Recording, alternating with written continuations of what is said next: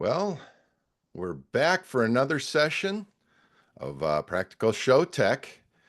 Uh, Looks like got the usual characters again. Hello, Pete. Hello, Mac, and welcome, Kari. We're uh, we're here today to chat about the latest product addition to the Arcadia family and FreeSpeak, and that's the Icon Beltpack. But before we get into that, thought we would start by a couple different things. First of all, Mac, why don't you take us through some of our Q&A today? Because I feel like this is a topic that always has plenty of questions. Well, yeah. I mean, in all of our webcasts, questions are really what it's about because that's the whole thing is providing information and knowing the audience, wants to learn. We find out by you asking questions. So, in the there is a question window, right? The There Q&A. is In the Q&A. Q&A window is where you ask your questions. We will be either forwarding them to Kari or asking them for you live in the webinar. And if your question you think wasn't answered, ask it again to remind us. But I'm sure there will be topics that will get the same question multiple times, and we will be editing that. But it is very important that you ask those questions because that's what this is all about. It's about learning about a new product that we're all finding out about now. And we think is going to be an important addition to our world. Absolutely. Yeah, and as we mentioned here, Kari Eythorsson from McClearcom is joining us. Kari manages the Arcadia a line of products. He's one of those folks that proudly will constantly send texts or emails to whatever time of the day or night of how do I fix this? And he probably hears from us more than he cares to, and Pete, obviously, many years of experience around the Clearcom systems. I think we're starting to enter that new world of next generation, right? And you got any notes for us, Pete, leading off here with this? I know you were at NAB, and so you got that firsthand look to see everything in person. Yeah, I was really excited about NAB, mostly because of the 9-button Icon 1.9 gig Beltpack, which is a rehashing of the Edge Beltpack, which runs at 6 gig. 5 gigs, yeah. But this new Beltpack runs on your regular FreeSpeak network, which is really exciting because as we all know, we give our FreeSpeak Beltpacks to everybody on the show, and there's always that one or two people, a producer or a tech manager, who is constantly asking for buttons to be changed on their pack to do something different. And if we're in a clip system, we give them a little bit or a scroll list, but that's awkward to use. So the 9-button Beltpack was my exciting moment. But then when I went to the booth, Kari pointed me towards a little island on the outside, which showed two other really exciting things: a 4-button Helixnet Beltpack, 4-channel Helixnet Beltpack, which is very powerful, and the fact that V-Series panels will soon be available on Arcadia. Right. Excuse me. Yeah, that was really exciting, and obviously, I've got that list on the questions that I want to make sure Kari gets to. And before we throw it to Kari, I would like to say one thing. You had this great post, Kari, on LinkedIn after NAB wrapped up, that recognizing the engineering team that was behind these products. And I think so many times we forget we think of engineering when we're having software issues, when we're having hardware challenges, but we forget how much work goes into conceptualizing something and then creating a product that literally never existed on the planet before they designed and built it. So, I'd like to give a big shout out to the ClearComm engineering team, all the work they've done over the years and months that many times goes unnoticed or unrecognized. And just a big thank you for continuing to support our industry and the listening that happens and that implementation. So, based on that, Kari, I'd love to welcome you and have you take us through all the exciting topics. Hey, many thanks, Kelly. It's fun to be back here. I looked at my old slides from last time and I realized that it's more than 2 years ago. Wow. So we definitely have a couple of things to talk about, both items that we have in the meantime added to the system, as well as the new and upcoming items, especially for the Arcadia platform, Helixnet and FreeSpeak, that are very exciting things for us right now. Now, you mentioned the sometimes underappreciation for engineering, right?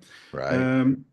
Like all of these things, they take a long time, and it is hard even for myself at times to um, not forget, but be impatient, let's say, if we talk about just a human feeling. Mhm. Um, but in reality, this is no different than building yourself a house, right? You dig for the foundation, right, and you put in the basement, and nobody sees a thing, right? There's just a fence around your lot.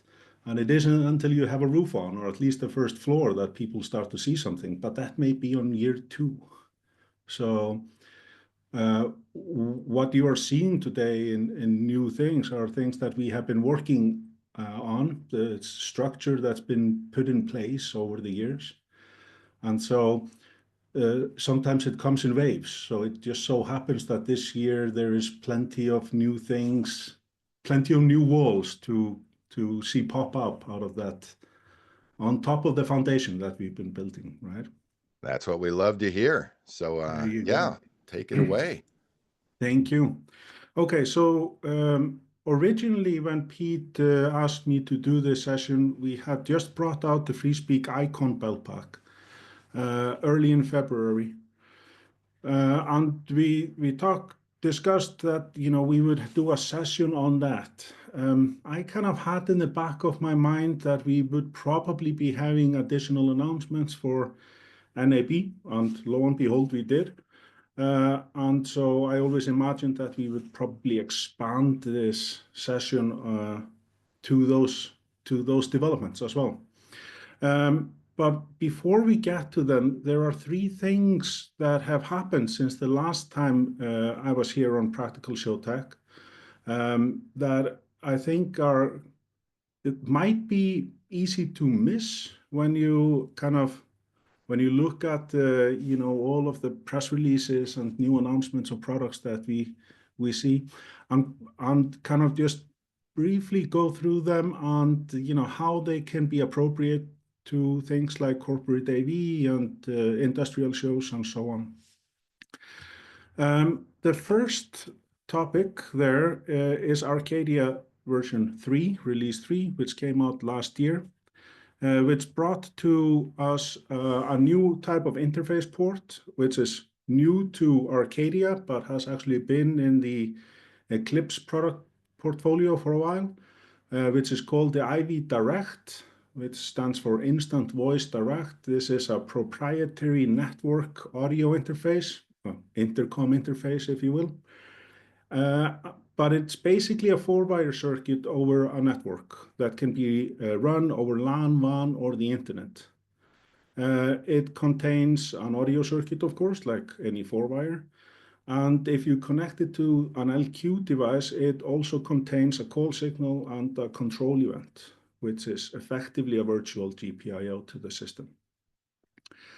An IV direct port is exactly that. It's a port with an input and an output and the logic that I mentioned on both ends. One of the end, by design, one of the end is what we refer to as a caller. It basically tries to log into the other end, which is the server.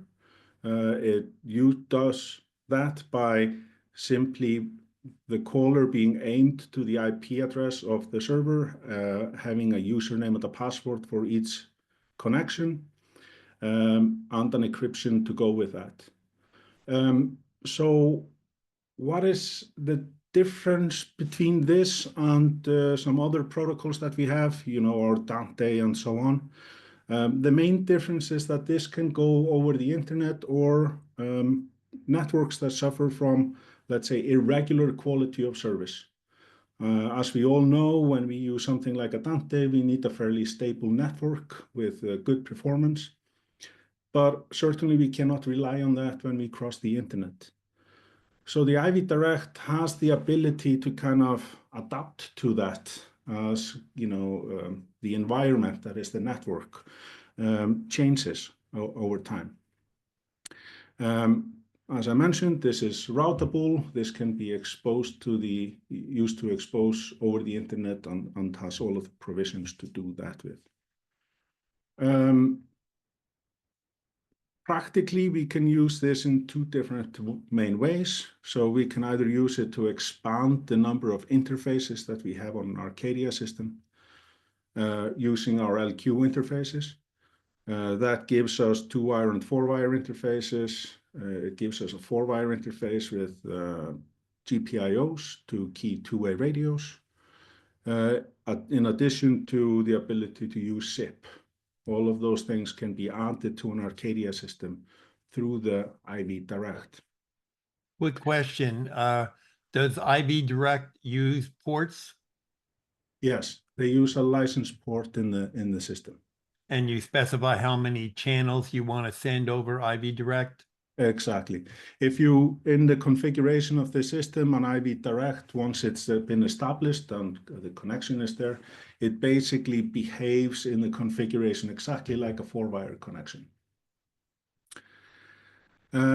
So yes, as I mentioned, we can use that to expand our analog and IP interfaces using the LQ.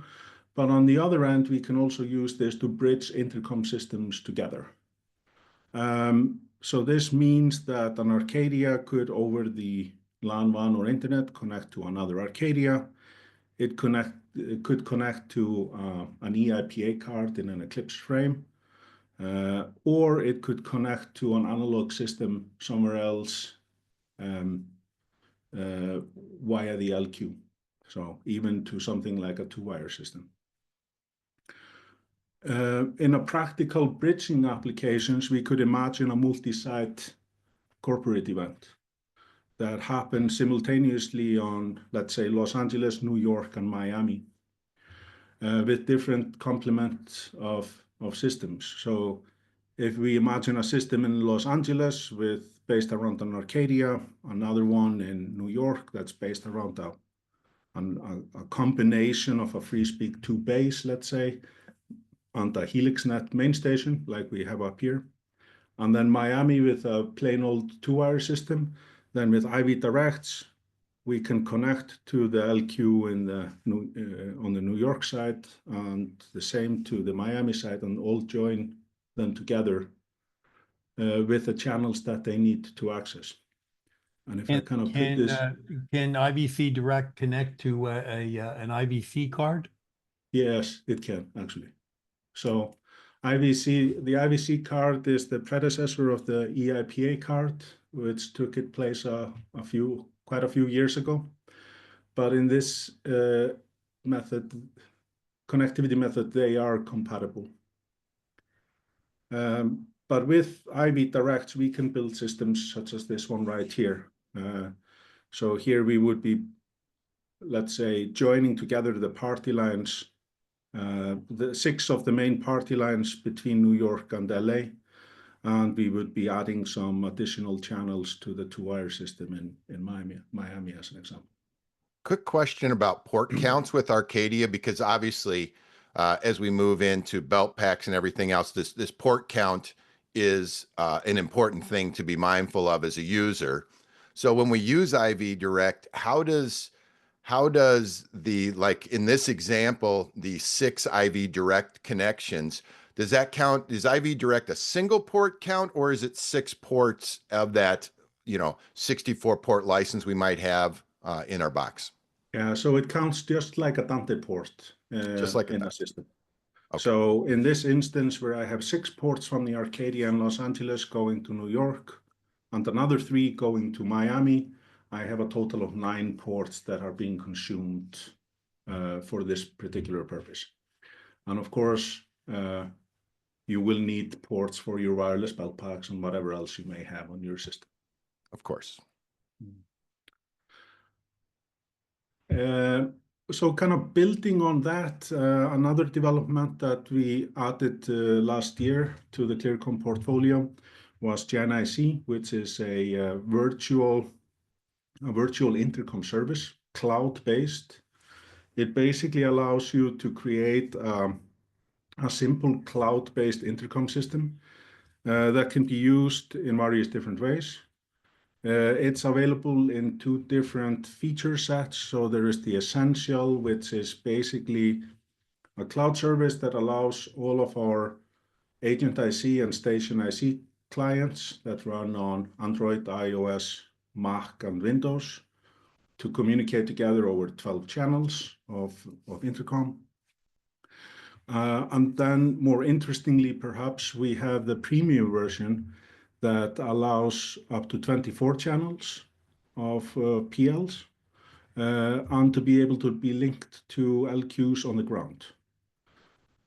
We can link up to 5 LQs into a single GenIC system and use that to connect different sites or higher capacity of interfacing from a cloud to a ground system. The system is basically used in one of these 3 ways, depending on what it is that you are trying to, what your application requires. So on the left-hand side, there is the virtual intercom only user.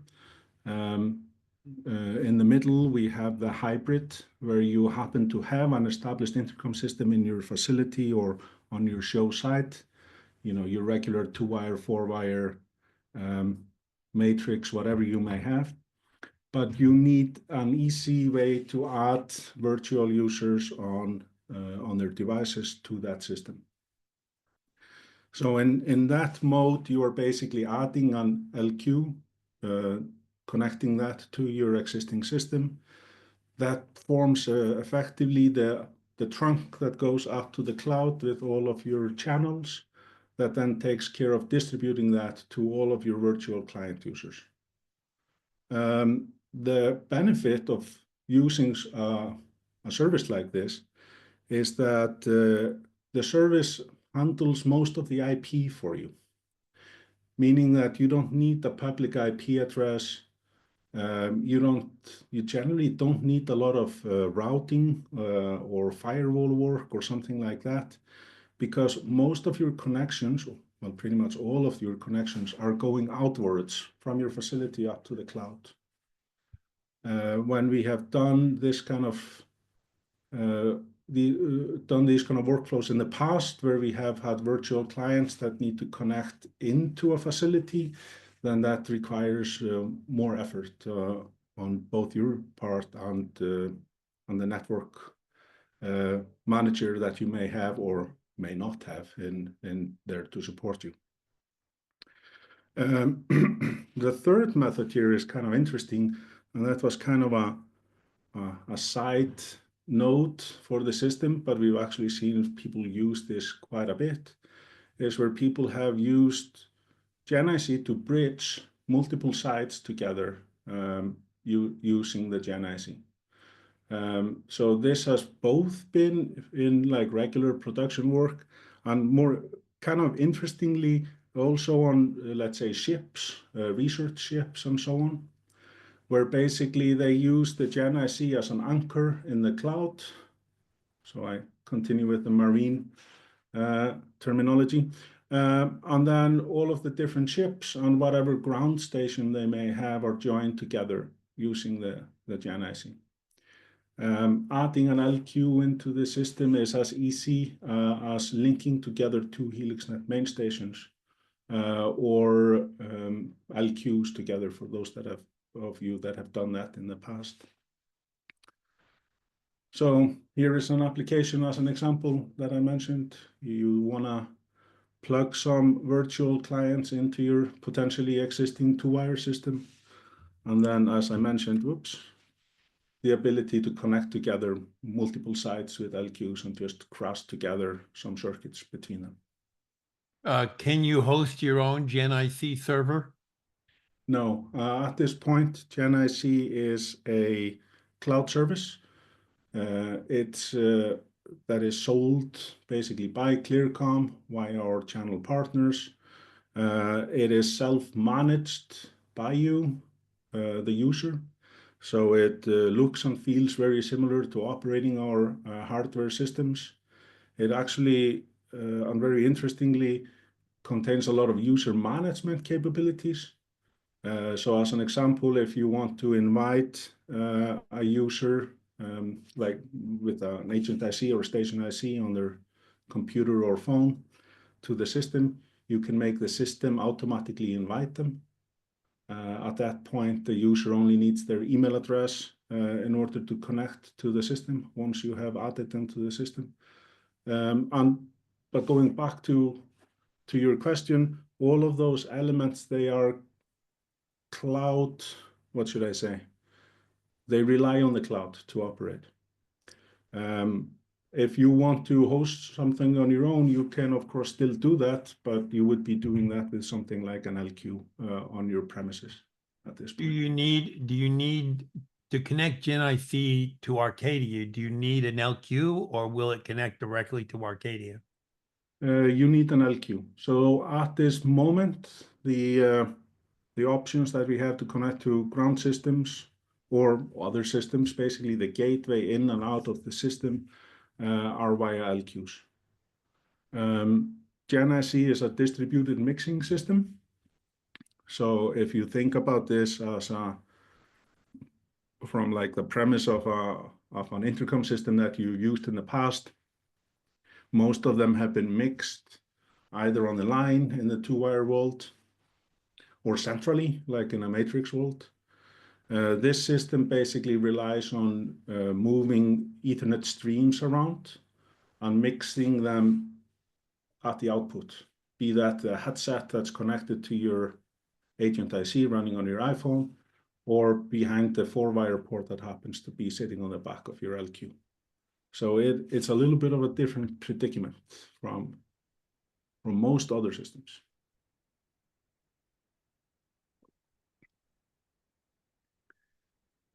Was there another one, Pete?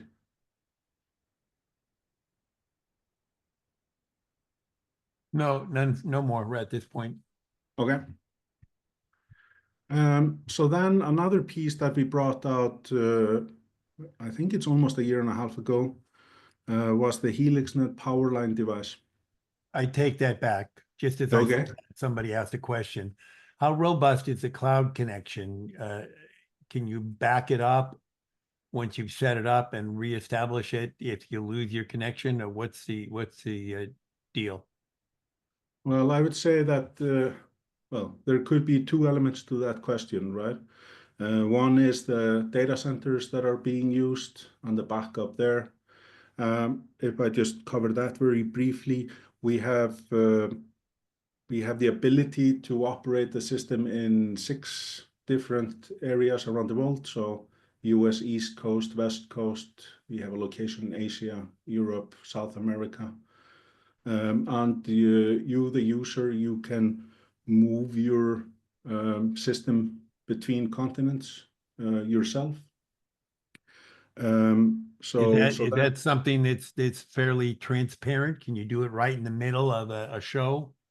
You can, but you know, when you're spinning something down and spinning something up somewhere else, I would be normally thinking about a couple of minutes to do it. So that's not a seamless activity.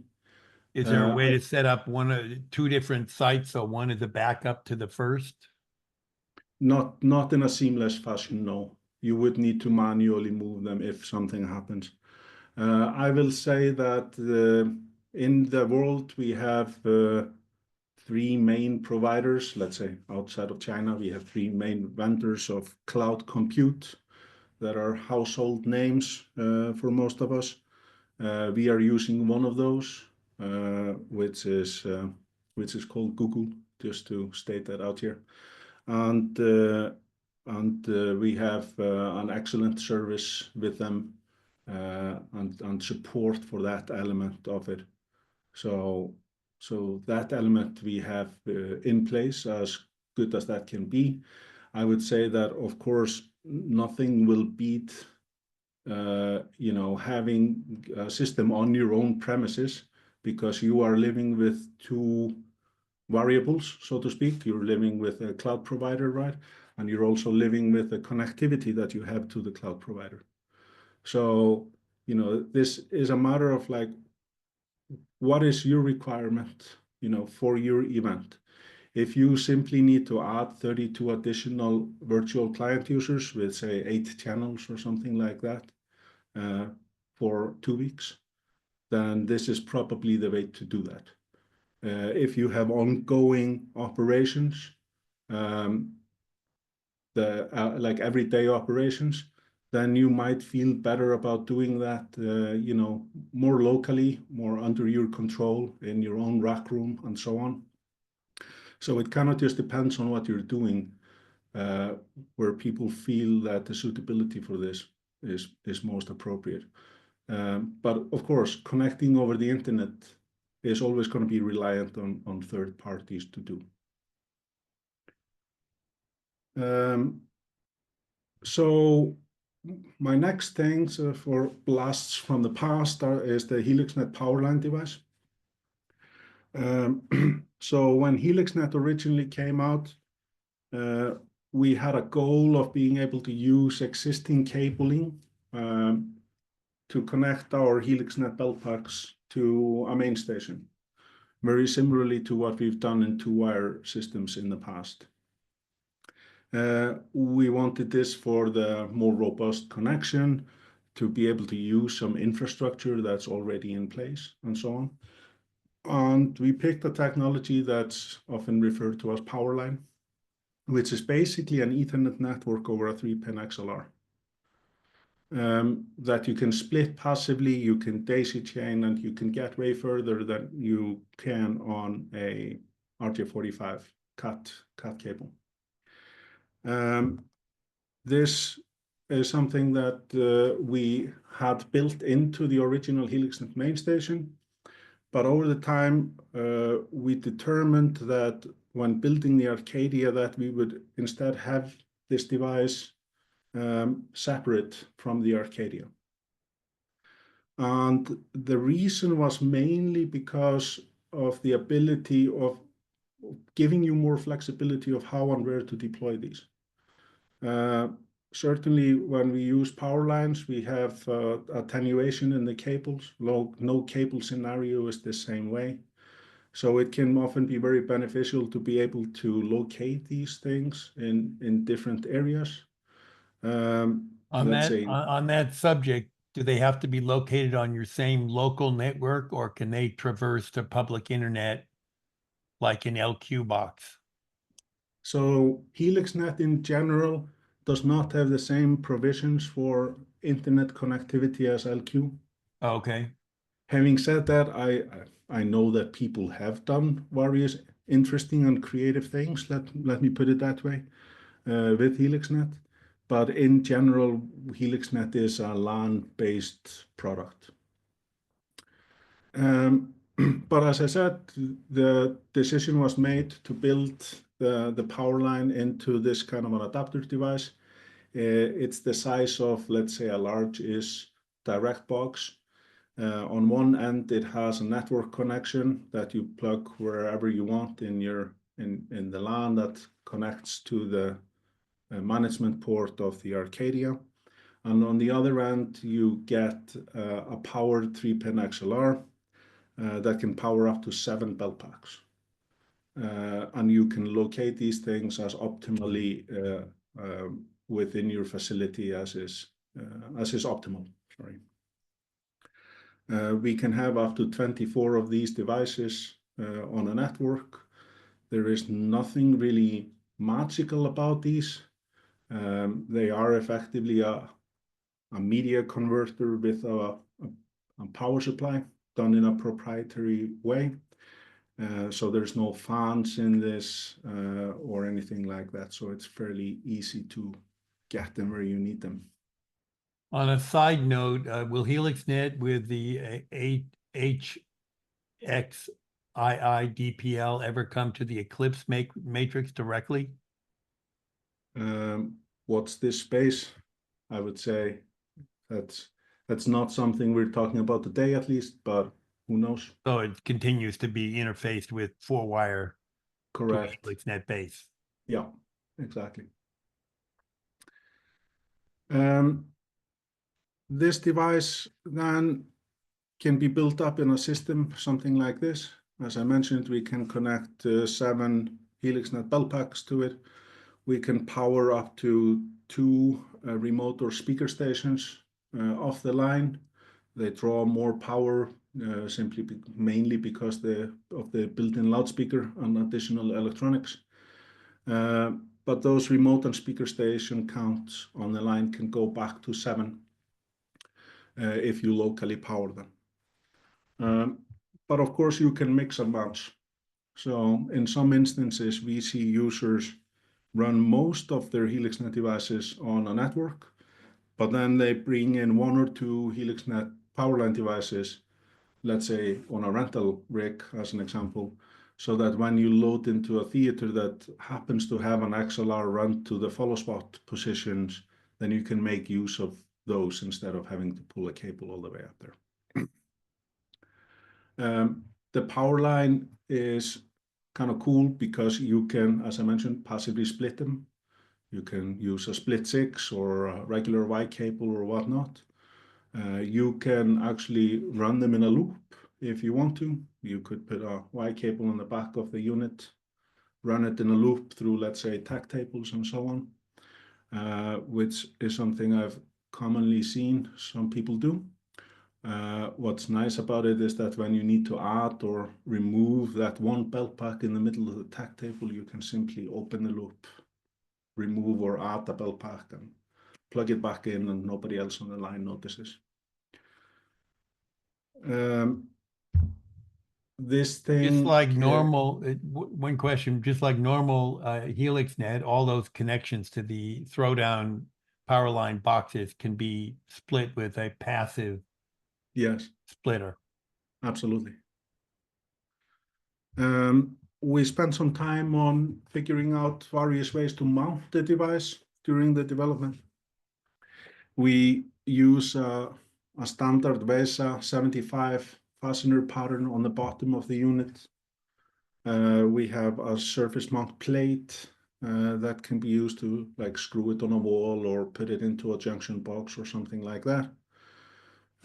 You actually can mount the device in 2 different locations on the plate. So like what you see here on the bottom of the center is the device sitting on the surface mount plate with the power supply velcroed on the plate to the side. So it kind of all rides together. And then we can rack up to 4 of these together in a dedicated rack shelf. The rack shelf actually, and this might be interesting to some of you, is also punched out for the FreeSpeak 2 splitter, for if any of you have been looking for a solution to how to mount that splitter in the past. It can mount 1 of them on a shelf. Is there any need to do nulling when you're using Helixnet Beltpacks on these devices? Not on the power lines themselves, because they're all digital. The nulling would only happen if you happen to have a 2-wire port somewhere in a module on the main station or something like that. Then you would need to null that for sure. But when you plug a Beltpack into an active power line, then the system basically analyzes the line. It looks at the reflections, electrical reflections on the line. It sends out a series of tones, like to learn the line and learn where it can transmit data and where not. And that's all invisible to us, the user, as we're plugging it in. But it is somewhat similar to like DSL technology, to those of us that still remember those days. Now for the star of the show. So FreeSpeak Icon was introduced. I'm sorry, one question, last question on the Helixnet. Does the Helixnet, of course, runs on Arcadia over a regular AS67 switch network, correct? No, it does. Well, so Helixnet itself does not need an AES67 capable network. It is more loose in itself than that. Okay, so just a generic switch. Yeah, generic network. As with anything, I would never suggest anybody should go save themselves money when buying switches, but it's definitely not as stringent in terms of timing requirements or like AES67 or Dante and so on. Right. So when we heard management port, so if you're an Arcadia user, as soon as you hear management port, you also know that's where Helixnet resides then, right? Exactly. So when you're building out your network, I think to answer that question, that one of the viewers brought up is that we would want to have all of our Helixnet belt packs and this box on that switch port with those, obviously a switch to handle that. Then the AS67 traffic would be for our IP transceivers, things we'll talk about here coming up with the Icon, right? Absolutely. And within the Arcadia world, these boxes don't add or subtract any number of ports to your use, right? No. Just a regular Helixnet per party line charge. Yeah.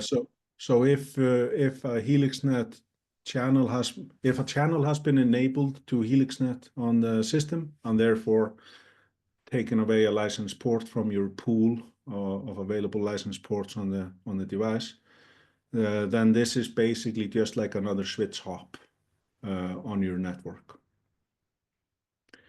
The device can actually be considered to be a two-port switch and a power supply, if we cannot just break it down to the very high level. All right. I think that got us through the questions related to Helixnet. So now the star of the show. There you go. I need like a little graphic to unveil this, but we did it 2 months ago. So yeah, so FreeSpeak Icon was introduced to the FreeSpeak family early this year. It basically is kind of an evolution of the FreeSpeak Edge Beltpack, the 5 GHz FreeSpeak Edge Beltpack that we have had for a few years now. But it is a 1.9 GHz DECT Beltpack. It is compatible, assuming you adhere to minimum firmware versions, then it's compatible with the FreeSpeak 2 Beltpack as well. But it basically has 2 times of everything. So while the FreeSpeak 2 Beltpack has the same or similar 4 buttons on the top of the Beltpack, this one adds 4 more buttons to the front of it that are freely assignable. We have the 2-level controls recessed on the side. You can't really see them from this picture, but you can see the indents in the Beltpack where the rotary controls for the A and the B listen levels are. But in addition to that, we have 2 more level controls, so that are default on the C and the D buttons. Those are the plus minus buttons you see on the front. So basically 2 times the number of assignable keys and 2 times the number of level controls. You can assign these keys to anything you want on the system, be that party lines, direct ports, groups, or point-to-points. Is there any form of remote kill available to put on a button? Remote mic kill. Yeah. That is something we can do on Eclipse systems. There is a simple logic item that can be added into a control that can be assigned to a key, but not in Arcadia. Only in Eclipse. Yes. And in Eclipse, in the logic logic editor of Eclipse, you can basically pick whose mic you want to kill in the system. You can make yourself a little bit of a list. You can assign that to a key somewhere in the system. In addition to all of the 9 buttons and the 4 level controls that we have on the Beltpack, on the bottom of the Beltpack, we also have a master level control. So once you have gotten your balance right and you're perhaps moving from a quiet environment to a loud environment, you have that spot on the bottom of the Beltpack to kind of easily and quickly turn everything up or down as you kind of move through different acoustical environments. The Beltpack also features a built-in microphone and a speaker. And when you have the Beltpack in your hand, for at least most of us, then it kind of can fit where you have your thumb on the A key, and it feels like a walkie-talkie in a sense. This is something you could perhaps use in tech or when you go off for lunch and then plug in your regular headset, once you get back into production mode. How do you change levels on 5, 6, 7, 8, 9? We have a swap capability. So one of these buttons can be assigned to be a swap. So that's just like we've done in FreeSpeak 2 in the past. And then also like in FreeSpeak 2 in the past, we can go into a menu and change the level of anything. I noticed when I was at NAB that there's no like menu button on the pack. You have to press the 2 virtual volume That's controls, correct.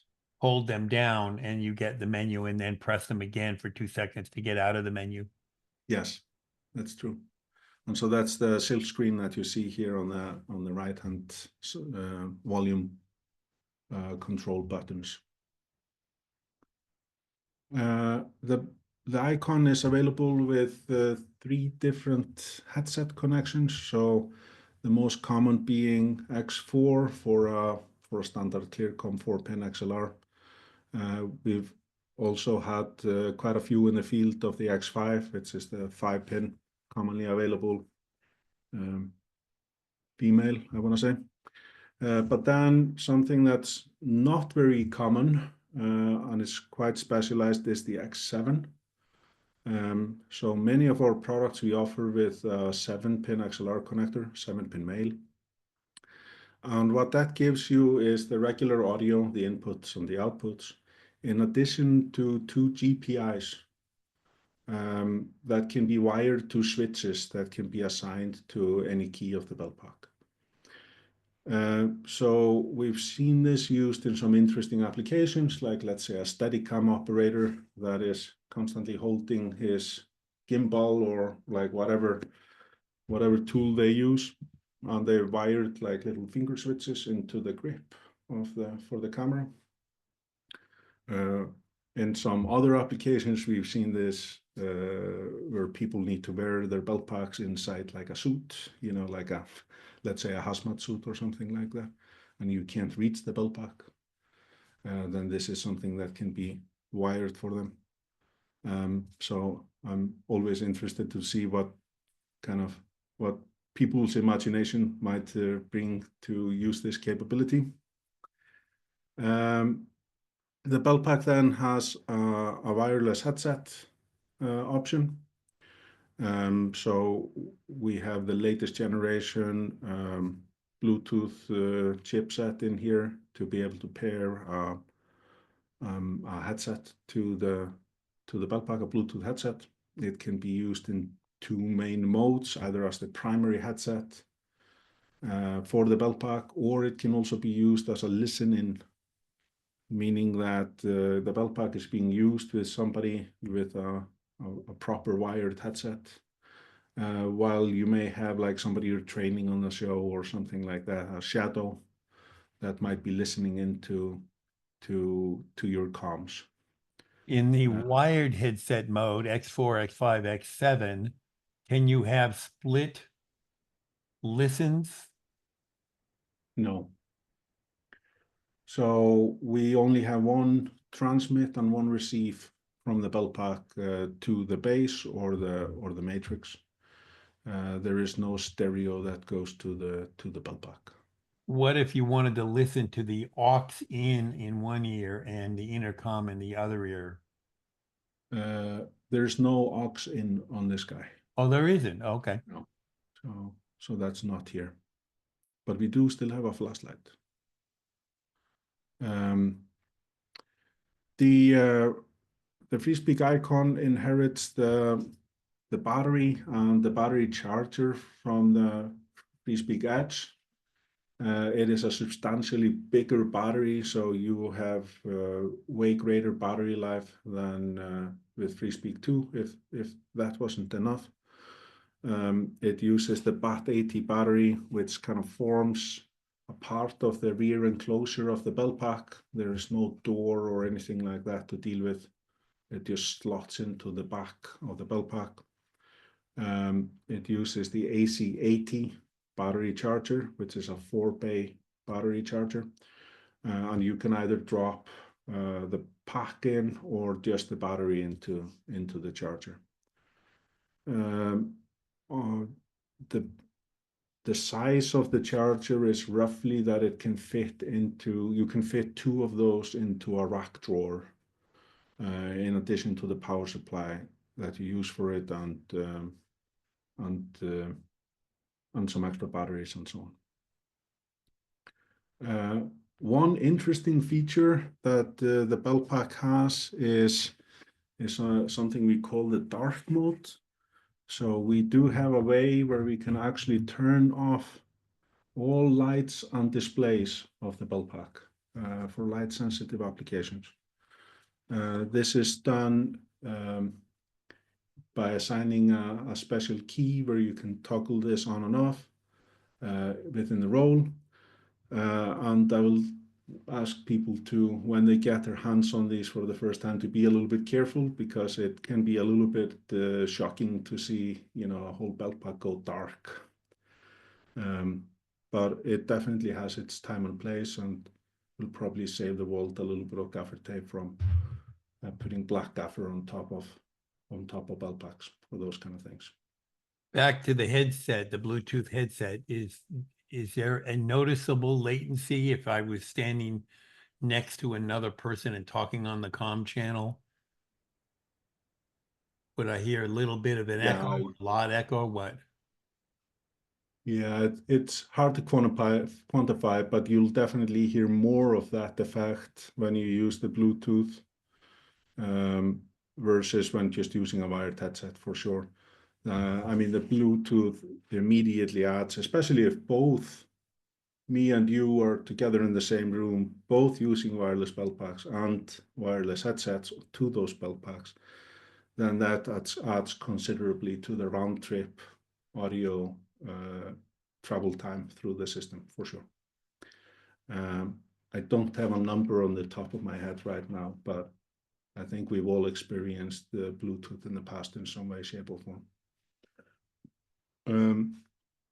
The Bluetooth chip that we use, as I mentioned, that's a very recent one, and it covers a lot of different codecs and so on. So most of our common, well, kind of all of the commonly accessible earbuds and headsets that we've tried with this today, they have the right codecs and so on to deal with all of those.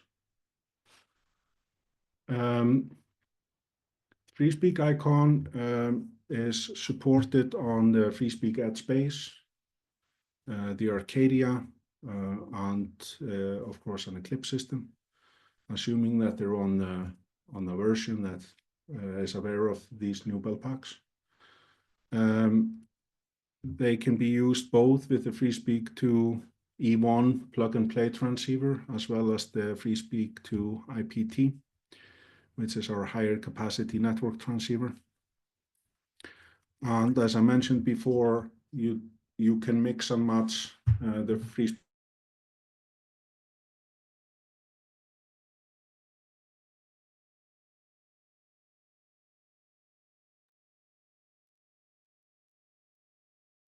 version. I think we've lost all information from ClearCom at this moment. He's coming back online. Yeah, we'll bring him back here, and I think we can pick up at that top of that slide, Kari, where you were talking about capacity of the FreeSpeak, the Edge, and the Eclipse frame. Sounds good. You can see my slides Yep, again. we got it. That's fine. So were you Apologize, saying that the TVCR and the IPT headsets can be used at the same time? No. Oh, So okay. then, yeah. So if I just back up very quickly here. So in terms of the systems that can support the Icon Beltpack, we have the FreeSpeak Edge base, we have the Arcadia and the Eclipse, of course. The FreeSpeak Edge base or the Arcadia need to be on version 3.1 at a minimum. The Eclipse needs to be on 14.1 at a minimum. They both share the same role with Edge, so it doesn't matter like if an Edge Beltpack logs onto the system or a FreeSpeak Icon Beltpack logs into the system. They both get the same set of keys that you created. You can transfer a role from an Edge to an Icon and so on. You can then use either on a single system, either the FreeSpeak 2 E1 transceiver, which allows us to do 5 Beltpacks per transceiver, and up to 25 Beltpacks in an RF zone in the US. Or we can use it on the FreeSpeak 2 IPT, the high capacity network transceiver, where we can do basically 2 times everything. We can do 10 Beltpacks per transceiver and up to 50 in the US Beltpacks in an RF zone. We can then mix and match on a system the FreeSpeak 2 Beltpack, the 1.9 gigahertz FreeSpeak 2 Beltpack, and the FreeSpeak Icon Beltpack. This kind of gives you the ability to build out a system where perhaps the stage manager and, let's say, the boss has a FreeSpeak Icon, while you have other people running around with traditional FreeSpeak 2 Beltpacks. To the system, they take up the same space in the RF and so on. There is a couple of things to take a note of here. First of all, it's very important when you run the FreeSpeak Icon that the transceivers have been upgraded to the latest version. We have never been very picky about upgrades of FreeSpeak transceivers in the past, but with the Icon, we absolutely need to make sure that they're all capable of dealing with the Icon. And the second one is that the Icon is not supported on the FreeSpeak 2 base 2. The components that you see here are the components that you can use to build out a system with Icon. Any questions? I don't think any questions, but I'll just reiterate, because this is always a point of reminder for everyone, is that you never can cross the streams of, an E series transceiver and an IPT. So you commit to either the system is going to be utilizing the FreeSpeak 2 transceiver or the IPT.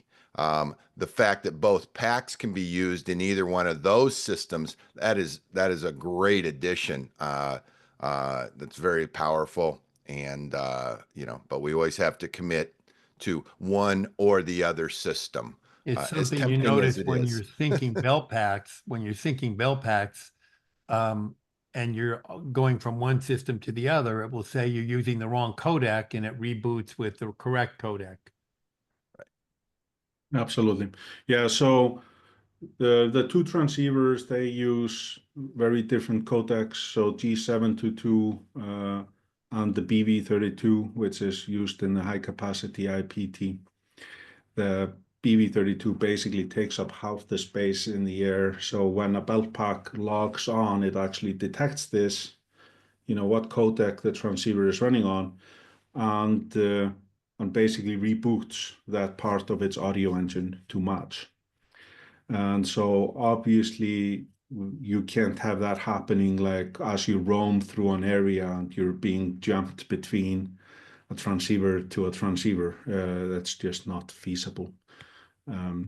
So like that's the main reason for that. Yeah, makes perfect sense. On a totally different subject, sort of, the deck licensing going from North America to Europe, does Clearcom have to actually make that change for you, or is that something that the user can change from going from one decked band to the other? Let me answer that one in just a little bit, because I think I have an interesting nugget on that here in my next slide. And then another question, is there any particular Bluetooth headset model, or is it just headsets that work on 5.2?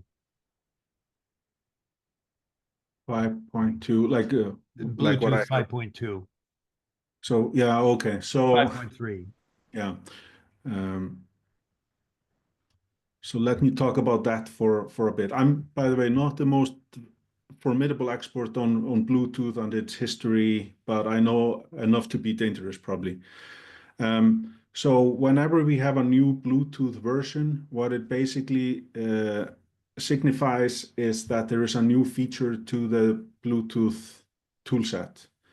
I think there is, I can't remember if it's 5.3 or 5.4 as an example, that has the capability so that you can use it for price tags in stores.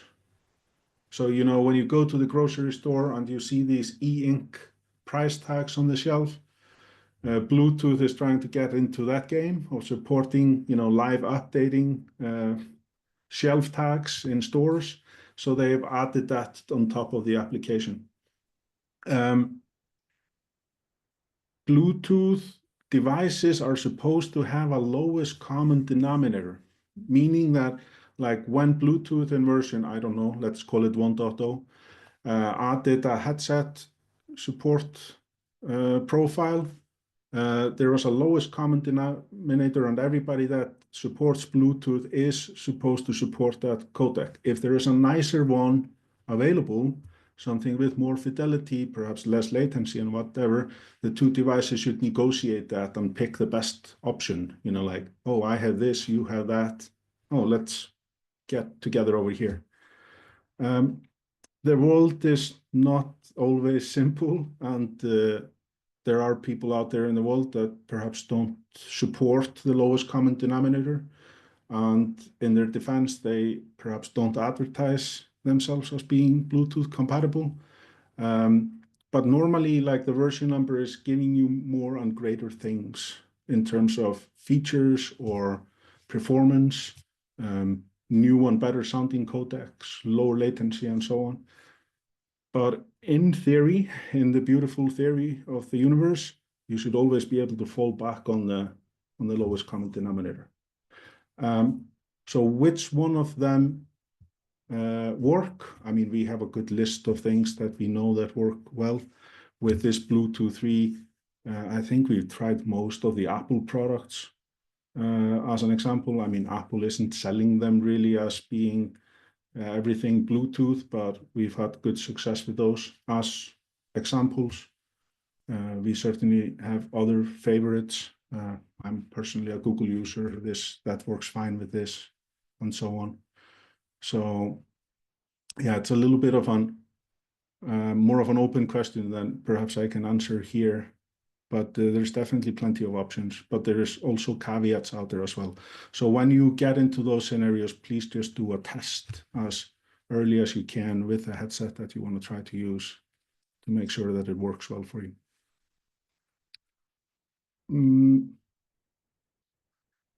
So a handful of notes. So there's a couple of obvious things here. So the first one in particular. So the FreeSpeak IPT, the networked transceiver, it can do 10 Beltpacks. That's something that sometimes gets forgotten, so I put it in here as just in case somebody has missed that. The FreeSpeak 2 IPT, we have found that to have more of a range than both our existing E1 transceiver and some other systems we have compared it to. So that's something that might be interesting to some of you that are, working on range,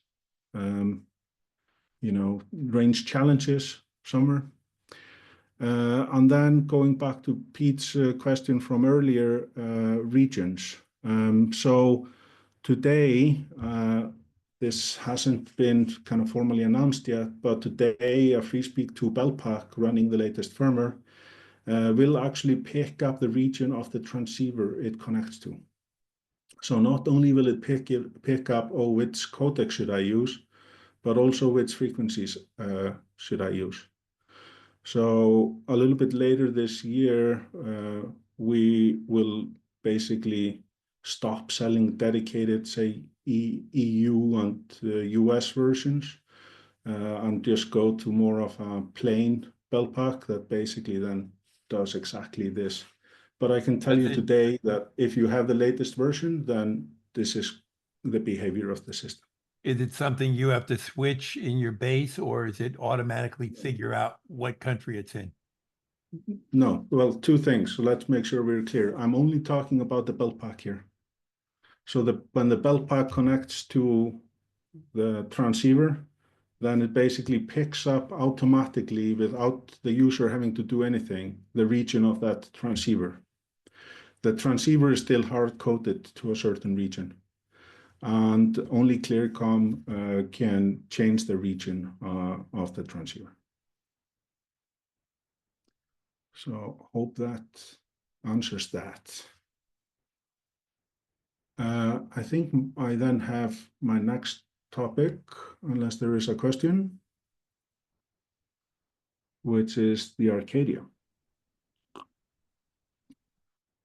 So the Arcadia, in the ClearCom world, we kind of have, let's say, 4 tiers of products. So in our upper echelons, we have the Eclipse digital matrix, of course. The Arcadia kind of sits below that, is a kind of a combination device that does wired and wireless and a healthy dose of interfacing, scalable via licensing. And then when we go down the list, we go into products that are built for more of a specific purpose, dedicated wireless systems, dedicated wired systems, and so on. But the Arcadia basically sits there kind of in the upper middle of our product offering. And that's where we intended, where we are focused on when we are developing the product is that kind of a market slot.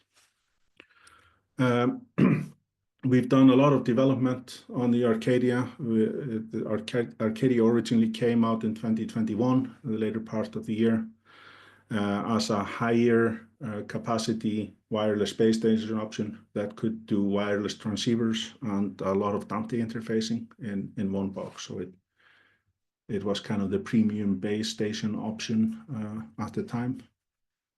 But the vision of the product was always to do more. So in 2022, a year later, we added Helixnet to the system. So where basically the Arcadia becomes a Helixnet main station as well, with a built-in bridge between the FreeSpeak and the Helixnet inside the device. And then in release 3, we brought out the things that that I talked about earlier, the IV directs that connect to the rest of the ecosystem, the powerline device that kind of rounded off the Helixnet on the system, and we did some things with scalability of the system, being able to build out larger systems than before. So it was kind of fun to go to NAB and have a display with some new things for our upcoming release 4. This was a preview of what we have coming out this summer and then again in the autumn, where we basically have release 4.0 and 4.1, which brings us the support for a V-Series key panel, brings us some substantial enhancements to the Helixnet system, brings us more flexibility in terms of how we can basically shift the maximum capability between different port types. I'll talk about that again in a little bit. And finally, but not least, an IFB system. So these 4 elements are gonna be what release 4.0 and 4.1 consist of. So if we start with the key panel, we will be able to connect a V-Series panel to the Arcadia. We'll be able to assign keys to channels, groups, roles, IFBs when we have them in the system, and interface ports. We can assign 12, 24, or 32 keys on a key panel, depending on which panel you bring. And each key panel uses a licensed port. The panel connects to Arcadia in release 4.0 with IV ports. That's basically compressed network audio. It's basically the connectivity method behind the IV directs that I mentioned earlier. And then in release 4.1, we'll add the ability to connect the panel with AES67 for high bandwidth audio and lower latency. Here is an example of a 12-key panel in the CCM under a role. You can see this is all fairly straightforward. We're not expecting that people will need to learn a lot of new things to get a key panel connected to the system. One thing that we did do in order to basically make things fit and to keep in mind that there are people that use laptops, of course, to configure their system, is the ability to take the properties for the panel and to be able to hide them easily. So that basically allows you to have a view similar to this on a laptop. And then when you need to go in and, let's say, change the gain in and out, input or output gain of the panel or side tone and so on, you can simply swipe in the properties panel on the side. But effectively, anything that you can do today on an Arcadia system, on a FreeSpeak Beltpack, you'll be able to do on the V-Series key panel, starting with version 4.0. We then have some additional enhancements related to this, because, of course, as we are adding more and more different types of devices to the Arcadia, we definitely get requests for things like being able to easily find things and so on. So we are currently in the final innings of adding a new filtering module to the roll screen. So the filtering module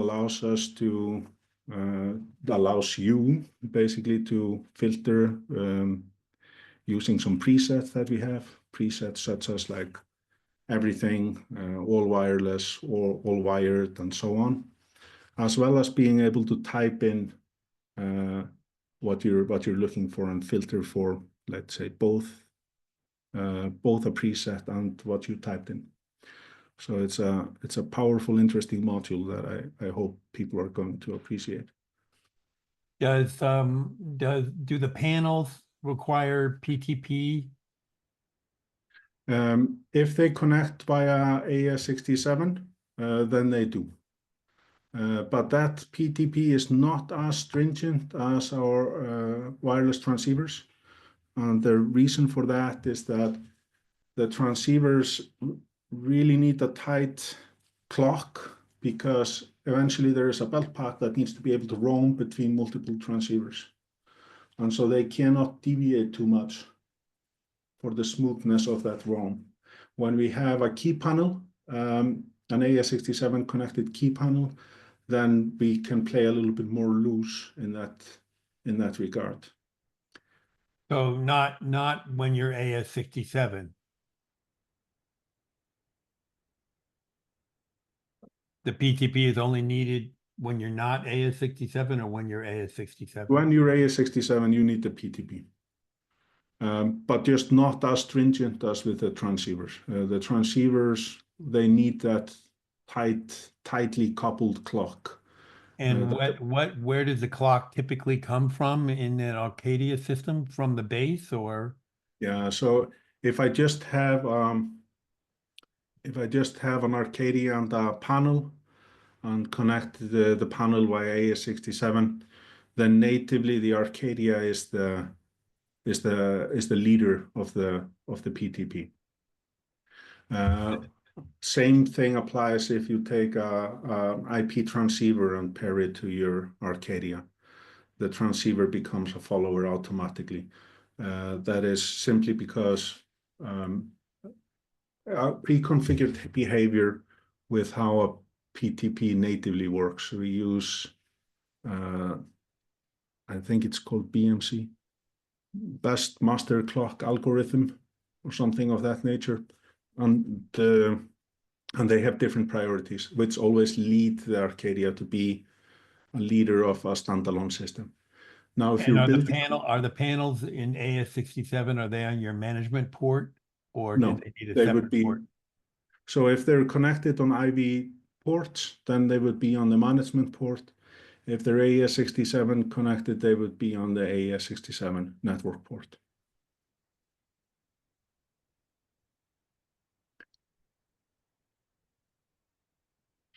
So Okay. one port 3 or 4, or you would Yeah. sign to an AS67. Yeah, so I think out of the box we have it on 2. But yeah, you can move that around certainly. Okay. The next thing that we are adding to the Arcadia family is the Helixnet 4-channel Beltpack. So it is the same size and shape as the current current Helixnet 2-channel Beltpack, but it has the 4 fully configurable key sets on the top of the Beltpack, each with a dedicated talk and a call button. The option key by default is then used as a volume swap between 1 and 2 and 3 and 4, using the same principles as with FreeSpeak 2 Beltpacks. Interestingly, we have, well, very happily, we are also doing a major change on the Arcadia towards Helixnet with the handling of program audio. And that's going to happen to all of the Helixnet devices, is that in its role, we will be able to assign any Arcadia channel, well, any Arcadia Helixnet channel to the program audio level controls per role. So that'll be per Beltpack, so you don't have to have program across your entire system on your production channel, for instance. Yeah, so I mean, remember with Helixnet is that we can take the same role and apply it to a couple of Beltpacks, but yes, assuming there is one role per Beltpack or station, then you could independently determine what goes on which one of these buttons in the role screen of the system. Will So will this new Beltpack replace the 2-channel Beltpack? Eventually, yes. So this Beltpack has most of the same features as the 2-channel Beltpack. So it has the USB call signal flashing capability as an example, where we can convert the USB port to switching 5 volts.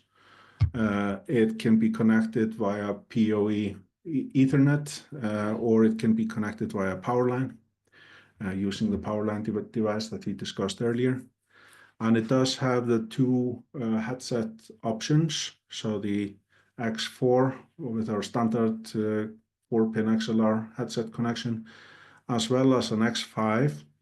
But the X5 has the ability to pan individual key sets between your left and your right ear if you're using dual ear headsets. So that can be done the same way as you can actually do that today on the 2-channel Beltpack by a long push on the option key. So can you specify one of the 4 channels to go to one ear and the other 3 to go to the other ear? Yes, or something in between. So like it's not a hard left or right. It's more like a pan on an input of a mixing console, if you will. And can the V-Series panels and the Helixnet panels be on the same network? If the panels are IV port connected. IV, okay. Yeah. Which then would be on your management port. Exactly. Yeah.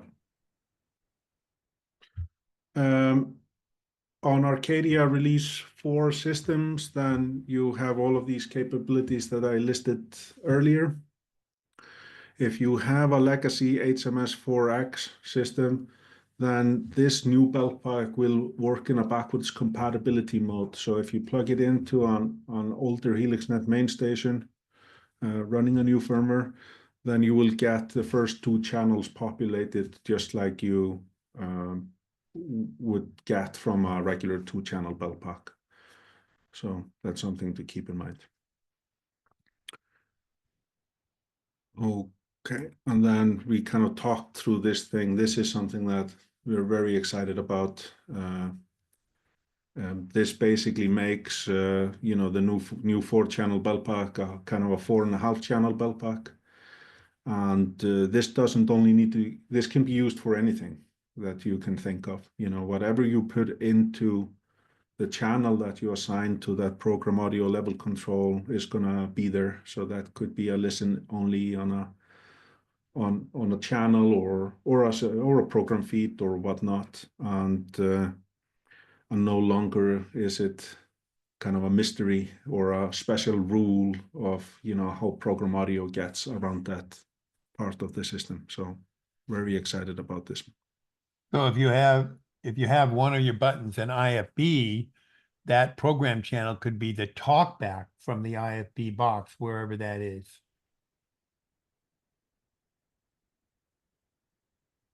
Like normally on an IFB, the listen is the hot mic. And you press it to talk to them, but often on a remote box, like an esports box, they have a separate talkback button. So you could assign that to that channel to be the talkback. Yeah,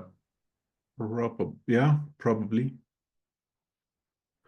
I'm sure we'll find a lot of use for this as we get further. I need to draw that up with you, Pete, but yeah, that could be something very interesting. The next thing that I wanted to mention is that I had this cryptically named feature device allocation. So until today, we have kind of been building on blocks of the internals of the device that have been not used for anything before. So we're now getting to this point that we have people with different requirements. They have some people do not need this capability, others need more of something else. And so here we kind of have the first part of the ability to be able to shift our maximum capacities between different functions. And this now then is basically these 4 allocation presets where you can basically trade off the maximum number of Helixnet channels that you use on a system for more IV ports. So basically, on a regular size system, perhaps only 6 or 12 Helixnet channels are used at the most. So we can go in there, we can pick that preset, and now then we can have more IV ports to connect, direct over the internet or to panels and so on. So that's system wide. So you select which allocation you want for the particular show you're doing? Exactly. And highly recommended to do this before you actually start to build out the show. Like this is like what you do in the beginning of it. I'm sure you guys have used mixing consoles in the past where you tell the console how many groups and auxiliaries, etc. you want. This is kind of the equivalent of doing that. And what I see here too is there is no reference to the FreeSpeak pack. So I am inferring from that this does not affect my allocation there. My port counts go towards that, and this is about, as you said, internal allocation. Exactly. And so who knows? Perhaps we'll do more in the future. Sure. But at some point, we need to start to play around with these numbers because it's not a one size fits all kind of a thing. No, but we're all very happy about this next step. In your program assign, that works on 2-channel Beltpacks and the 4-channel panels and the 2-channel speaker station or the 4-channel speaker stations the same way? No, so this is for Helixnet only. And the background behind that is that all of these different, the Helixnet remote station, speaker station, and Beltpack, they always had, in addition to their main keys, a dedicated program audio level control. So they were a little bit unique in that sense. And in the original Helixnet system, we had a program audio on the back of the main station, very similarly to what we've done on MS704s or 440s in the past, right? And they would be piggybacked on a channel, most often back in the day when doing simpler shows, the production channel. And people could then use these controls that I have highlighted here to independently control the program audio level, as opposed to having it in analog world, so at a fixed level, right? So this is basically just giving people the granular assignability to assign whatever channel they want to these controls. The Helixnet Beltpack doesn't have a dedicated level control for program audio. It has a level control, but you can use it for anything. So we're basically just expanding the capability here on the Helixnet side. How many different feeds? I mean, I guess you're limited by the number of 4-wire ports or 2-wire ports into the system to how many different program channels you can assign. Right, so we have 8 4-wires. We have 64 Dante. We have the 2-wire if you want to count that, and then okay. So this new program assigned is only in the Arcadia basically, or for Helixnet, not in the legacy. Correct. We're not making any changes to the Helixnet HMS4X on this regard. So the way program audio is implemented in the HMS worked nicely for that world, but it was a little bit of an oddball when we joined, the FreeSpeak and the Helixnet into the same box. And we always planned on doing this, but for the first phase, it basically inherited the capability out of the Helixnet main station and used then the input of port number 8 on the back of the unit to do that. So So these here, program feeds could also be assigned to a key on a FreeSpeak Beltpack. absolutely. So if you take, let's say, Dante input 7, and if you cross that into a channel, you name it program, and you can now put that pretty much wherever you want within the system. You can put it on the follow spot operators, Helixnet Beltpack. You can put it on a key panel. You can put it onto a key on a FreeSpeak 2 Beltpack.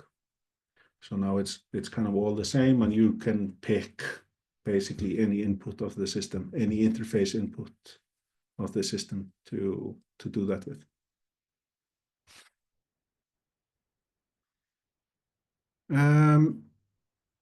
So with these two versions, so then our license port capabilities are going to look like this. So we have the 64 maximum Helixnet wireless Beltpacks on an Arcadia system. We have up to 24 Helixnet enabled channels, which can then be accessed by up to 128 Helixnet user stations on the system. So either a FreeSpeak Beltpack or a Helixnet channel enabled counts as one license port from your device. We'll then be able to do up to 32 V-Series Iris panels on AES67. And then the IV ports are kind of shared between being able to be used for panels and or IV directs.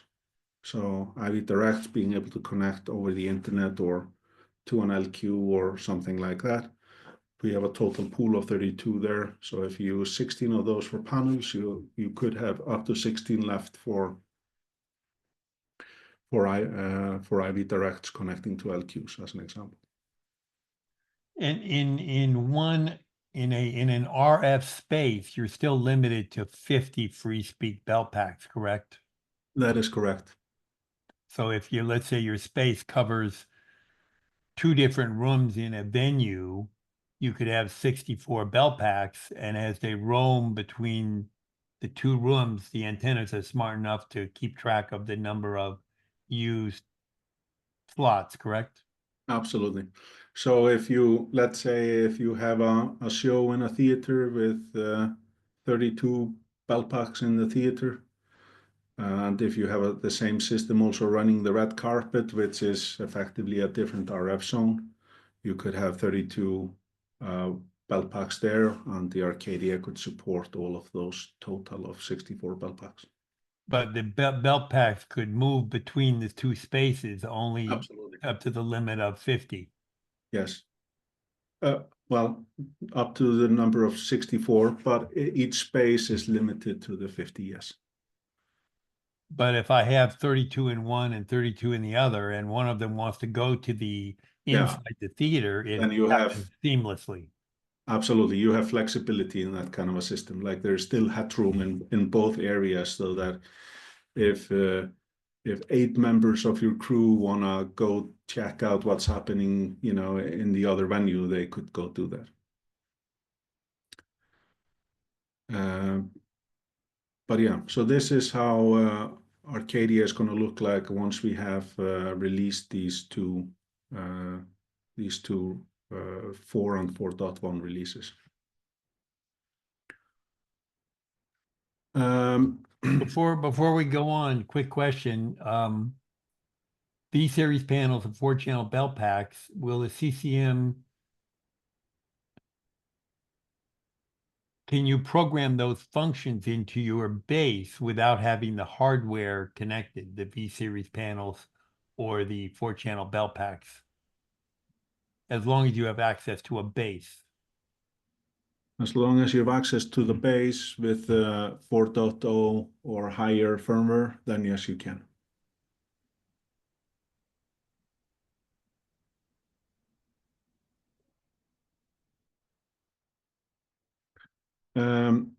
Now, as a reminder, we've talked about this a little bit, but if we just loop this back, so Arcadia is sold licensed to a system size. So we basically sell the mixing capability inside the device. with licenses. Arcadia starts with on the smallest end with 16 ports. And once we have version 4.1 out, we will max out at 200 ports. The system is ordered in blocks of 16 licenses, but we offer field upgrades where you can add, 8 or 16. And these license ports are then consumed by these capabilities, your FreeSpeak Beltpacks, your Helixnet channels, V-Series panels coming soon, I.V Directs and Dante. So it's very important, like when you're speccing out a show or whatnot, to know that you're getting the device that's licensed correctly for what you need it for. And on our website, actually, we do have a convenient calculator where you can simply enter, the number of Beltpacks you need, channels, ports, and soon to be panels, and it will simply tell you on the bottom how your Arcadia needs to be licensed. But that's for most intents and purposes, is the only licensing that the majority of Arcadias out in the field require. And I noted on that previous slide, these are permanent licenses, correct? So once you upgrade that base, then it has that port count permanently, correct? Correct, yeah. And there is no subscriptions or anything like that. It's on the device. All right.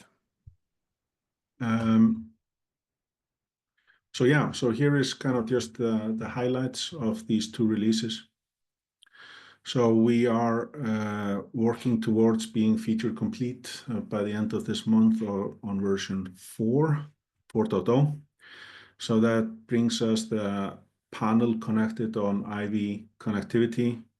It brings us the Helixnet 4-channel Beltpack and the program audio, and finally the device allocation that I mentioned. Feature complete does not mean you can download it from the website. That basically what it means is that we are initiating our final testing program, which is extensive. It contains, as an example, field trials. So at this point, what we're looking at, we're looking at midsummer, say July-ish, for a formal release of 4.0. Then beyond that, version 4.1 adds the ability to connect the panel via AES67 and the IFB function. And there we're looking at late autumn for a public release of that firmware. I know that in the Eclipse world, Clearcom is extremely conservative about upgrading firmware and prefers to do it remotely or actually send a technician to your venue. Is this also true of Arcadia, or can users change firmware more freely or upgrade firmware themselves without having Clearcom involved? Absolutely. So Arcadia is designed from the ground up to be able to upgrade it in the field. The Arcadia itself is a single file that actually also contains the Helixnet firmware as well. You need to manage your transceivers and FreeSpeak Beltpacks yourself. It's done through the Arcadia interfaces, but you need to send it into the system from that way. But like all of the products that we've had in the past year, and especially in the size category, that is something that's self-served. You can go onto the website once the firmware is out. We do ask you to register and hopefully sign up for our future firmware alerts. And then you can simply download it and put it into your system. The Eclipse is a little bit of a different animal. There are different vintages of systems out there. They're often tightly integrated into environments, various different cards and so on, stuff that's changed through the years. So we tend to be a bit more conservative there for those reasons.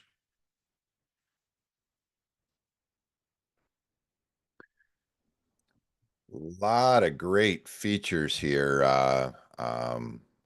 that I think we're all pretty excited about. I think we were probably, it's always hard to not be anxious in this business because we're always looking ahead at the next show. Obviously, living in a consistent ecosystem is really really great, and I think we're finding that merging of all these worlds together. Of the Matrix is taking on a whole new definition now, right? And people's needs and desires. So I it's very exciting to see how all this has come together. Great work. Yeah, I would say that in the past we've always needed to add a system for a certain capability. Uh, I'm excluding the matrix here because there has been a lot of matrix integration from various manufacturers, of course, in the past. But in terms of doing a hit and run show, we had a wired system, right? And then we added some wireless to it. And it just happened that we needed to do it because the radios needed to sit somewhere, right? Like they needed a box. Um, we're at that point where we are no longer we don't no longer have those constraints. So the philosophy here was basically you show up with your Arcadia, right? That's your starting point, not the systems that you have. You start out with your Arcadia, and then what is right for your application, right? Like what kind of user station is right for you? Like and you build it from that standpoint instead of saying, don't really have the system that has that thing for my stage manager, right? So I think, yes, the Apache case of intercom, basically, here you go. Bring it out some water and off you go. Great job bringing all this together. It's we get impatient, and by we I mean me. Um, it's always I need this next feature. I need this next feature. So thank you for putting together. And obviously, we know that, as Pete mentioned, Clearcom has always had a great reputation around trying to make sure that the software is robust, the hardware is robust, the integration, and we know that we all want to move at speed. Yeah. And so we're going to get that push back and forth around that. Speaking about moving at speed, the icon is available now, correct? Yeah, so we started shipping Icon the first week of this month. We got a great reception right out of the gate for that and a lot of excitement. So we actually sold out quite a bit, like the entire first production run, really. So those are making themselves out into the field right now. Of course, the other things we talked about, the Arcadia Release 3 features, the powerline device, that's all out in the field, GNIC. But the version 4 and the 4-channel Helixnet Beltpack, that's slated for this summer when it's ready. So yes, to your point, Kelly, it's a fine-edged sword. You need to tell people about these things so they can start to think about them and start to plan. But of course, we're not putting it out there until it's ready, for real world use. But it's been going very well for us lately, and the speed has been very impressive. Seeing the team put this together, so I'm very stoked to see this get out into the world. You should feel very proud. They should as well. And unfortunately, we'll keep asking for more features, and we'll Bring it keep on. asking for them tomorrow. But I predict that by 2030, Clearcom will have a pill you can take and have the whole intercom system in your head. I'm gonna pass on that. The idea of Pete controlling the software that's going to my brain, I I'm not sure. We'll be at that point we're truly in the matrix.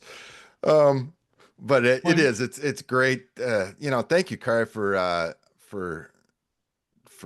taking the time to bring us all up to speed on this, especially for those of us who couldn't get out and see you in person at NAB and some of the other trade shows. That's one of the things I valued about ClearCom. You're one of those manufacturers that's committed to education, continuing education, information. So thank you. Absolutely. Stan Hunter asked a question, which is fairly obvious, I think, but can multiple profiles be sent via the powerline box? So each of the Beltpack could have a separate profile coming out of one powerline. Yes, absolutely. So basically, just think of it this way. A power line 3-pin XLR, it's just transmitting Ethernet. So, you know, like that 3-pin XLR port on the back of the Beltpack, it actually has a MAC address to it. So anything you can do with the Beltpack connected on an RJ45, the same thing applies. And with the 7 device limit, we know that, you know, essentially you have 7 discrete roles, right? Just defined by the box's Absolutely. capability right there. So That every one of those. Yeah, that have access to any of the Helixnet enabled channel on the system. Mm-hmm. Very nice. We got any more questions coming in there, Pete? Lots of thank yous. But that's pretty much it. Everybody now knows everything there is to know about ClearCom. Wait, I think we know at least what's coming for Arcadia, right? And Absolutely. you know, there's a couple things I'll just, as we're wrapping up, I think a couple feature sets that stand out to me that's unique to ClearCom that I think we want to pass around the community. Your panels being able to transit the internet, right, through the IV connection. That's not insignificant. That's actually a really great feature set. So thinking about when you have that remote user that needs to be a part of your show, being able to ship a panel out there and bringing them into that. I'm obviously oversimplifying because anything that, you know, requires transiting a WAN connection, you know, you have additional, you know, steps you're going to need to take, but this is a pretty forward-looking system here when you think about how many remote points I can do as well as my network internally. I think your presentation did a great job of clarifying to me what belongs on the management port, what belongs on the AES 67 port, what are those feature sets, and learning that consistency. Obviously, the 4-channel Beltpack gonna be a pretty pretty exciting That's a pretty big deal, right, Mac? pretty big deal. As Yeah. is, I think, the power line device. Right. I think, you know, as a guy who runs those wires, the Yes. power line device is very exciting. Yeah, I think we forget that there's this infrastructure because we've sort of gotten into this. Okay, I've got a bunch of internet, but I just did a site visit this week where thinking about, okay, how am I going to get to the spot booth, right, from a nearer location? The other thing I'd like to point out is the 2-wire interfaces on the Arcadia especially is brilliant for being that interface, and obviously we're seeing a high take up on IP based devices on these networks and even more wireless, but there's still that 2-wire world interface that you need, whether that's for a broadcast truck, whether that's for an existing system in the house, you're going into a theater. And this is a really, really great, you know, the auto nulling has always been really excellent in these ClearCom systems. So don't forget, those are still out there. Even if you're not running traditional 2-wire PLs, you've got it. Well, You've got a there's 2-wire always interface.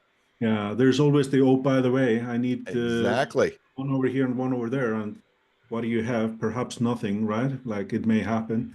But in the truck, there's probably a drawer with There's some Beltpacks, right? That you could eat Exactly. in the back. Exactly. And, you know, that's, again, one of the things I appreciate about ClearCom is the recognition that there's a broad world of connectivity that has to happen. And, you are mindful of that. And that's a big deal. So, Yeah, there's something to be said as well about the heritage behind all of this. And so, if I may, for just a second, because please. I like history, so I'm going to remove the share, and I meant to do this, but um, I for a period of time I've curated ClearCom's little museum of various interesting devices that we found through the years. We owned a lot, and then whenever something has crossed my path, I've kind of picked it up and tucked it away. And so there was this one piece that I found the other day that I'm not sure many people have seen. Let me show you this thing. You're gonna All be right. impressed. Tell me when you can see my screen. Standing by, coming up. Yeah. Oh my, Oh, here we yeah. go. WRS3. Does anybody remember this? Oh my goodness. So this is, as far as I know, ClearCom's first ever wireless base station. Wow. And so early 80s, something like that. I want to say 82, 83, something like that. And This is the first so, I'm seeing of this one. so I think I have a picture of the back as well. There's the front. Nope. There you go. Here's the back. Oh. So it's an interesting kind of history trivia. There used to be a gentleman named John Nady, who was a resident of the Bay Area. Mhm. And Nady, of course, as many of you remember, like they Yeah. made the first decently quality, please correct me if I'm wrong here on my pro audio history, guitar transmitters, wireless guitar transmitters. Right. Yes. That's They were about they were right? one of the leaders. Yeah. And they were semi-affordable, right? Yes, In those exactly. days, you could show off with your, with your metal guitar on stage with those things. But so inside this box, there is a ClearCom circuit and actually a native intercom piece. So it's actually native belt packs that are used with this station. So they're all hardwired with headsets, long antenna cables, and a gray plastic enclosure. It's not pretty at all. But this is basically jerry-rigging the mic and the speaker output to a two-wire system. That's what this thing is doing. Oh, there you go. There it is. So in all of its VHF glory. I love the And I gotta say I like the head antenna thing Yeah, I there, love Pete. I the would like to I love see the you get one antenna. of these. I think it's about time that get re-released. Hey, this is the best place for an antenna, right? It's on your head. It's not on Yeah. your hip, actually. So Exactly. there's It looks something to that. looks like 1970s TV political convention reporters. Yeah. Well, And, I don't think and, you're too far away from that, Mac. Um, and this antenna is like from your Ford Cortina from 1972, right? Exactly. Yeah. yeah, that one's Car starting to bring back antennas. my remembrance of Comtech days. Oh yeah. Right. Comtech And IFBs. yeah, and the how far we've come, and I think to your point, Kari, is that sometimes it's important to step back into history. We take very okay. I'll back up. I take for granted where we are today and how long it took us to get here. In many cases, we just go, oh, remember that? How terrible that was. Yeah, but remember, it was the only thing that was available And on top of that, the technology didn't exist, right? And we've gotten so used to the iterative process going on now, right? We're like, oh well, just take this and put that together with that, which was, if you look at your last diagram, that's kind of what Arcadia did. It said, hey, great, I'm going to pull this, I'm going to take the best of here, best of that, these cool things, and we have to step back every so often and go, hey, how did we get here? And there was a lot of things that were built upon, and we just go now, oh yeah, you know what, you want 50 belt packs, sure, here we go, have Right. fun. Now everybody wants 60. I'm like, well, you'll have to talk to the FCC, and then you'll have to come up with how to contribute to the tax base, so we can have more spectrum available to us. But let me know when you get that $1 trillion, and we'll go after it. So thank you, Kari, for sharing with us the insight, and for showing what the future has to hold. We do understand it does take time sometimes, but thanks for sharing that, because I think that really helps us. That planning point you brought up, that's a key thing, right? And please take that back to your team as well, that the importance of sharing it out before it comes out helps us all to make good, educated decisions. And I know the vendors out there, they're making considerable investments in rental inventory. So these are really helpful in being able to grab that crystal ball that feels kind of foggy every so often, and bring a little clarity. So thank you. Yes, thank you. And thanks, guys. Thanks for the opportunity. This was fun last time. This was fun again now. So let's do this another time, sometime in the future, please. Sounds great. And thanks everybody for joining us. And be sure to send in questions, ideas, comments. Always love to hear from everyone. So in the meantime, thanks again for joining us, and have a great one. Thank you. So long, Kari.